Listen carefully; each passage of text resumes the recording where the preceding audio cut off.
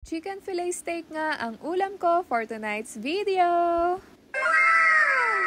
Bago ko nga sinimulan magluto guys, syempre nagsalang muna ang ate Katie nyo ng labahin dahil nga laba day ko yan kahapon. Kahapon ko nga yan niluto guys dahil alam nyo ba, nagkikrave ang ate Katie nyo sa may Jollibee, tapos fried chicken at saka burger steak. Kaya nga sabi ko, bakit kaya hindi ko pag-isahin yung aking lulutuin? Every rest day ko nga guys ay naglalaba nga ako ng maruming damit dahil nga ayoko nang natatambakan dahil nga tamad nga akong magsampay at maglaba. Yan talaga yung pinaka-ayoko, tapos yung tupiin pa. At heto nga pala guys kung paano ko niluto yung aking chicken fillet steak. Una nga guys ay minarinate ko muna yung aking chicken. Minarinate ko nga yan sa patis, sauce, konting asin at saka paminta.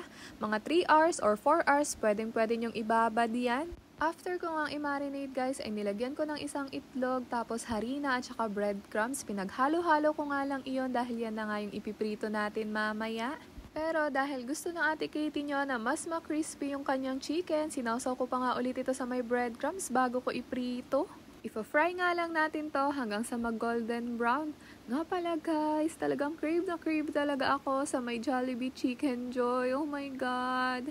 Saan ba pwede makabili dito sa Japan? Kaso kung bibili ka nga dito sa Japan guys, or bibili ka sa mga Philippine store ng mga Jollibee or kahit anong foods, apakamahal talaga sobra. Mga triple yung presyo kapag ka binili mo dito.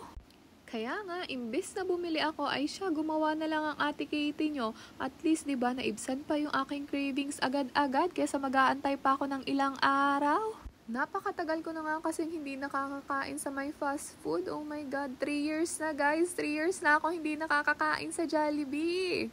Oh my God. Hala, si ate nyo, si OA. After ko nga i-fry to guys, isusunod ko naman yung ating steak sauce. At heto nga guys, naglagay nga lang ako ng butter, tapos ipa-fry nga lang natin ng konti itong ating mushroom.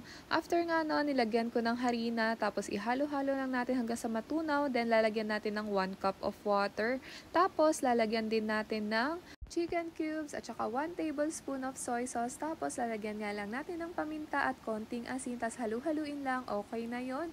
At heto nga guys, ilalagay na nga natin yung ating chicken doon sa may steak sauce para naman mahalo natin at kumapit din yung lasa nito. Alam nyo ba guys, yung steak sauce na nagawa ko, Diyos ko guys, kalasa talaga.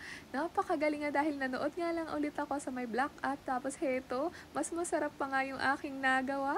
At masasabi ko talaga na uulitin ko tong gagawin dahil nga nasarapan talaga ako guys. At heto nga, nilagyan ko nga lang ng itlog pugo, wala lang, pampaatsug lang. Tapos nilagyan ko din ng konting parsley. Yung dried parsley nga yung nilagay ko, pampaarte lang yan guys. Kung wala naman kayong ganyan, wag nyo nang lagyan. So yun lang guys for tonight's video. Thank you for watching and follow for more. Pa-like ako and pa-share na rin ng ating video. Bye-bye! Bigay tayo ng pang Jollibee. Bye-bye!